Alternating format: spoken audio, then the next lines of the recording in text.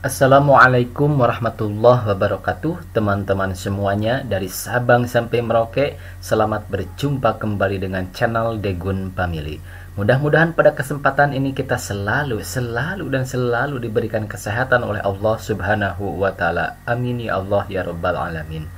Pada kesempatan ini saya akan mencoba menganalisis atau mengutip sebuah pemberitaan online yang sekarang lagi hangat-hangatnya, yaitu tentang P3K ya, PPPK yang heboh, yang lagi viral di Kemdikbud ya, Kementerian Pendidikan dan Kebudayaan. Apakah P3K itu hanya milik Kemdikbud saja, sedangkan Kemenag tidak? Nah, baik, langsung saja kita kutip atau kita buka salah satu informasi dari media online, yaitu dari media online NU. Langsung saja kita ke TKP, let's go. Nah, seperti ini ya, NU online. Nah, ini ditulisnya adalah hari Selasa 24 November 2020 pukul 17.30 WIB. Nah, ini judulnya adalah seleksi PPPK diharapkan tak bedakan guru Kemendikbud dan Kemenag. Nah, yang sampai sekarang gaungnya itu adalah guru-guru atau GTK yang berada di bawah Kemendikbud. Sedangkan di Kemenag sampai saat ini adem ayem saja. Nah, bagaimana katanya, kita lihat beritanya. Pring Sewu ya, NU online. Melalui Kementerian Pendidikan dan Kebudayaan, pemerintah akan menseleksi guru honorer menjadi pegawai pemerintah dengan perjanjian kerja atau PPPK. Seleksi ini diharapkan tidak hanya diprioritaskan pada guru yang bernaung di bawah Kemdikbud saja, namun guru yang mengajar di madrasah atau di bawah Kementerian Agama juga memiliki peluang atau kesempatan yang sama. Nah, ini ya, ini dari media NU online. Harapan. Nah, ini adalah harapan katanya ya. Harapan ini disampaikan Ketua Lembaga Pendidikan Ma'arif Nahdlatul Ulama Kabupaten Pringsewu Lampung, Suwarno, terkait dengan seleksi yang akan dilaksanakan oleh pemerintah pada tahun 2021 mendatang. Nah, ini jadi harapan dari salah seorang ini Ketua Lembaga Pendidikan Nahdlatul Ulama, yaitu Pak Suwarno, bahwa yang harus ikutan P3K ini jangan hanya GTK di bawah Kemdikbud saja, tetapi harus ya dari Kemenag juga harus diikut sertakan, minimal berimbang ya. Maksimal mungkin ya, maksimal berimbang. Contoh misalkan kalau dari Kemdikbud 50%, nah dari Kemenag juga harus 50%. Karena apa? Karena antara sekolah dan madrasah sama tujuannya, membentuk insan kamil ya, membentuk siswa-siswi menjadi insan kamil, insan yang sempurna. Lanjut, guru honorer baik di sekolah negeri maupun swasta dan di bawah naungan Kemdikbud maupun Kemenag lanjutnya memiliki tugas dan peran yang sama dalam berjuang mencerdaskan kehidupan bangsa. Nah, ini masih kata atau yang dikutip oleh Pak Suwarno ya. Sehingga berbagai hal teknis seperti persyaratan dan mekanisme pendaftaran P3K sudah seharusnya tidak dibeda-bedakan. Seperti saat ini perpal atau verifikasi dan validasi guru honor masih dilakukan masing-masing kementerian. Yang guru Diknas sudah melakukan perpal di Dapodik, sementara yang di Kemenag belum dilakukan. Nah, ini pada hari Selasa tanggal 24 bulan November. Nah, ini mudah-mudahan saja ya para pemangku jabatan pemerintah ya, apalagi Menteri Agama harus betul-betul memperjuangkan nasib ya GTK non PNS yang berada di bawah naungan Kemenag ya.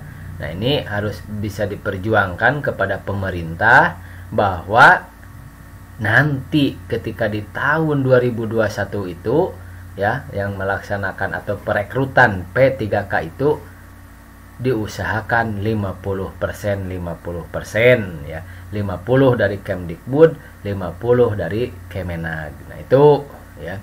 Ia juga berharap guru-guru honorer yang berada di Kemenag bisa mendaftar ke sekolah yang berada di bawah Kemdikbud. Jadi ini bisa bisa kemana saja daftarnya asal sesuai nanti dengan kualifikasi akademiknya. Nah, begitu juga sebaliknya, guru Kemdikbud bisa melamar ke instansi yang berada di bawah Kemenag. Penjaringan pendaftaran dan jumlah guru yang diterima jangan hanya didominasi oleh satu kementerian saja. Nah, ini harap siapa? Yaitu Pak Suwarno yang tadi ya. Penjaringan beberapa kendala teknis juga, ungkap Suwarno, masih dihadapi oleh para guru honorer yang sampai saat ini belum mendapatkan nomor unik pendidik dan tenaga kependidikan atau disingkat NUPTK. Jadi teman-teman GTK ya, bersyukur bagi Anda yang sudah mempunyai NUPTK, karena ini berdasarkan kenyataan atau realnya dari Sabang sampai Merauke, banyak yang sudah 4 tahun 5 tahun tetapi belum mempunyai NUPTK. Nah, itu ya. Proses dan mekanisme mendapatkan NUPTK menurut Suwarno berbeda di Kemdikbud dan Kemenag. Jika ini terjadi berlarut-larut, maka saatnya proses pendaftaran dibuka. Ada guru yang terganjal karena tidak memiliki NUPTK, otomatis mereka tidak akan bisa ikut seleksi. Nah, itu salah satunya adalah nanti ketika di tahun 2021 itu tidak akan terlalu berbeda dengan di tahun 2019. Salah satunya kita sebagai GTK harus mempunyai NUPTK. Itu ya teman-teman. Nah, ini kita baca lagi ke bawahnya. Mana ini ya? Nah, ini ya. Berdasarkan data pokok pendidikan atau Dapodik, jumlah guru yang berstatus aparatur sipil negara atau ASN yang tersedia di sekolah negeri hanya 60% dari jumlah kebutuhan seharusnya. Nah, jadi ini mungkin ya Pak Menteri dia mau mengangkat nanti jutaan honorer menjadi P3K ya, yang memenuhi persyaratan. Salah satunya adalah di Dapodik guru-guru ASN hanya 60% ya, hanya terisi 60%.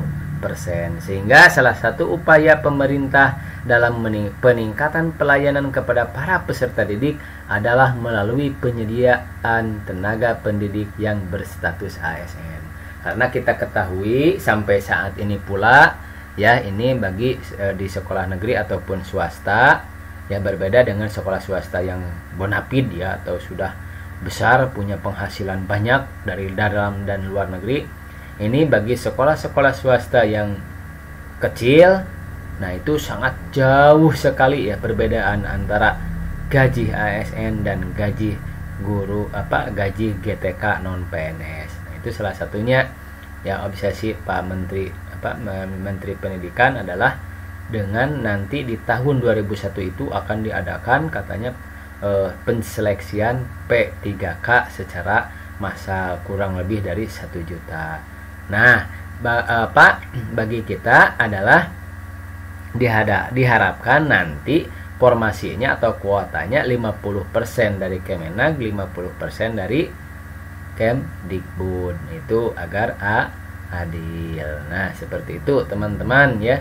Jadi harus dipersiapkan mulai dari sekarang. Apa saja persiapannya kan cek ya di video sebelumnya ya, itu syarat-syaratnya ada ya, sudah lengkap. Jadi kita ketika nanti ada pembukaan ya, ada pendaftaran, kita tidak direpotkan dengan melengkapi persyaratan tersebut. Nah, ini ya kenapa tadi ya kata ini harus adil atau jangan dibedakan antara guru Kemendikbud dan Kemenag. Nah, ini berpatokan kepada apa? Kepada ini pelaturan pemerintah. Nah, ini di sini ada ya. Ini pelaturan pemerintah nomor 49 tahun 2018. Nah, ini langsung saja ya kita ke bagian keempat pelamaran dalam kurungnya ini apa? Pasal 16. Nah, ini di pasal 16 dijelaskan di sini ya. Setiap warga negara Republik Indonesia mempunyai kesempatan yang sama untuk melamar menjadi P3K untuk jabatan fungsional dengan memenuhi persyaratan sebagai berikut. Nah, ini ada ya persyaratannya. Yang A yaitu usia paling rendah 20 tahun dan paling tinggi 1 tahun sebelum batas usia tertentu. Dalam artian usia 59 tahun itu masih bisa untuk mendaftar nanti ya. B. Tidak pernah dipidana dengan pidana penjara berdasarkan putusan pengadilan bla bla bla sampai ke sana ya. C. Tidak pernah diberhentikan dengan hormat tidak atas permintaan sendiri atau tidak dengan hormat sebagai pegawai negeri sipil. Nah, ini sudah biasa ya persyaratan-persyaratan seperti ini. Terus juga tidak menjadi anggota atau pengurus partai politik. Nah, ini juga sama ya persyaratannya seperti yang lalu. Memiliki kualifikasi pendidikan sesuai dengan persyaratan jabatan. Nah, ini ya harus sesuai kualifikasi pendidikannya dengan apa jabatan yang dia pilih. F. Memiliki kompetensi yang dibuktikan dengan sertifikat keahlian tertentu yang masih berlaku dari lembaga profesi yang berwenang. G.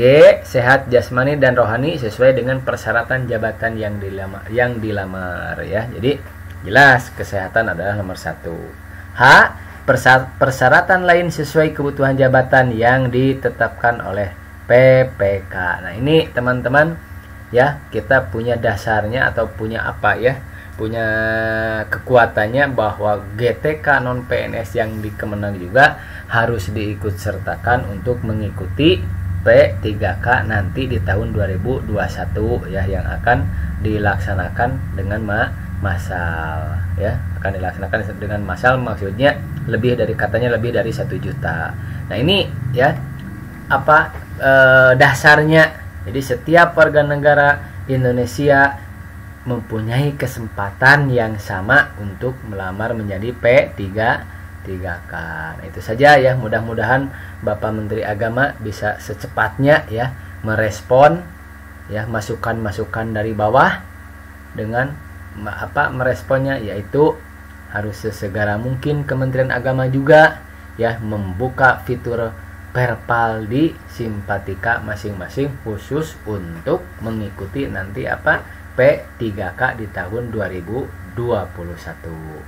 Nah, ini teman-teman ya dasarnya ya, ini dasarnya kita ke ataskan. Nah, ini dasar dari P3K itu adalah Peraturan Pemerintah Republik Indonesia nomor 49 tahun 2018 tentang manajemen pegawai pemerintah dengan perjanjian kerja. Nah, ini ya dasar hukumnya. Kita GTK non PNS yang diada Kemenag, kita juga punya apa ya, punya hak untuk mendaftar menjadi P3K. Nah, ini mudah-mudahan saja teman-teman informasi ini bisa sedikitnya mengobati rasa gundah gulana ya. Hati-hati para teman GTK Kemenag, mudah-mudahan nanti di waktunya yaitu di tahun 2001 ya kita juga diberikan kesempatan untuk mengikuti seleksi P3K. Nah, itu saja teman-teman, mudah-mudahan bermanfaat. Silahkan kalau bermanfaat di-share ke teman yang lainnya.